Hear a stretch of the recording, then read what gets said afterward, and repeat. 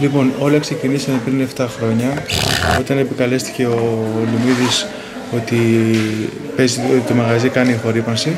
Αυτό δεν αποδείχθηκε ποτέ, ήταν ψέματα.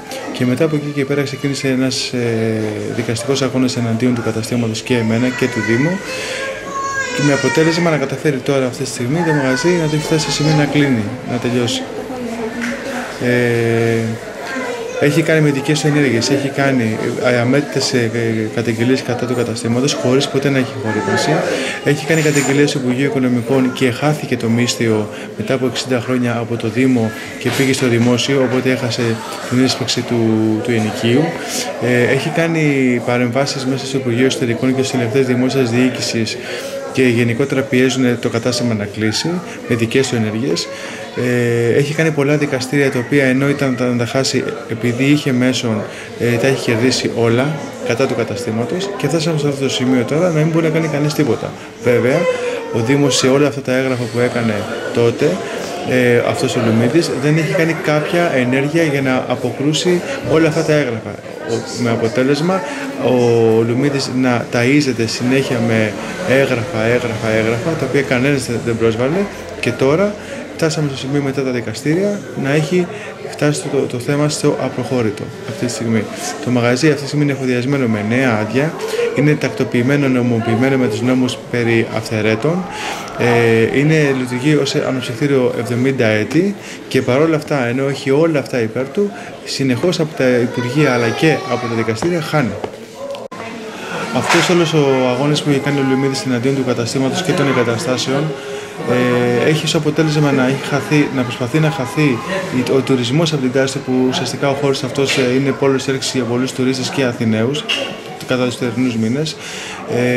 Επίσης το μαγαζί πάντα δουλεύουν περίπου 35 με 40 άτομα, τα οποία αυτή τη στιγμή δεν θα ξαναδουλέψουν. Γενικότερα στην παραλία περνάνε σαν λουόμενοι πάνω από 300 άτομα την ημέρα, 400. Αυτοί θα χάσουν το σημείο το οποίο κάνανε μπάνιο, γιατί γενικότερα αυτή η παραλία πάντα ήταν οργανωμένη και ήταν πολυσύχναστη. Και η ιστορία του καταστήματος αυτή τη στιγμή, επειδή είναι 70 ετών, το κατάστημα μετά από τόσα χρόνια θα σταματήσει συνεχούς λειτουργίας. Όλοι οι άνθρωποι που το είχαν στην ιδιοκτησία τους σαν επιχείρηση, το είχαν ως αναψυκτήριο και παρόλα αυτά τώρα ήρθε ο δικαστής και είπε ότι να μην δουλεύει σαν αναψυκτήριο. Έχουμε αυτό το πρόβλημα. Γενικότερα οι καταγγελίες που έχουν γίνει είναι μόνο από αυτόν να είναι. Δεν έχουμε ποτέ καταγγελία από κάποιον άλλον σε κοντινότερη απόσταση από αυτόν να είναι. Ιδίως στα ξενοδοχεία τα δύο, τα οποία μαζεύουν πάνω από 120 άτομα, έχουν σαν μόνιμους πελάτες, οι οποίοι πληρώνουν κιόλας εκεί και θα μπορούσαν να ήταν υπερευαίσθητοι από μια τυχαία ηχορύπανση, αλλά δεν έχουν κάνει ποτέ καταγγελία.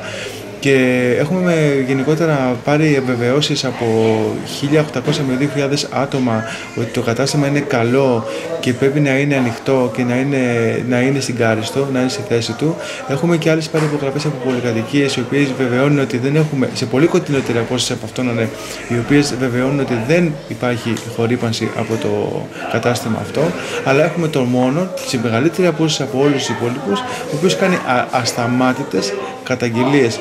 Γενικότερα έχει δημιουργήσει μια χιονοστιβάδα γράφων κατά του καταστήματος, έχει δημιουργήσει μια εικόνα ότι είναι ένα πολύ παράνομο κατάστημα και αυτή την εικόνα την έχει μεταφέρει και σε υπουργεία και σε υπηρεσίες αλλά και σε δικαστήρια και το μαγαζί αυτό τώρα έχει εγκλωβιστεί από όλο αυτό τον πόλεμο που έχει κάνει. Εγώ τώρα από τη μεριά μου το μόνο που μου έχει μείνει, επειδή γενικότερα αυτός είναι ένας τύπος ο οποίος είναι μόνος του και τα έχει βάλει με όλη την Κάριστο ουσιαστικά και την ιστορία του καταστήματος, θα ήθελα μόνο να κάνουμε μια κινητοποίηση εναντίον του, να καταλάβει δηλαδή ότι αυτό που θέλει να κυνηγήσει και να κλείσει δεν είναι ένα απλό κατάστημα.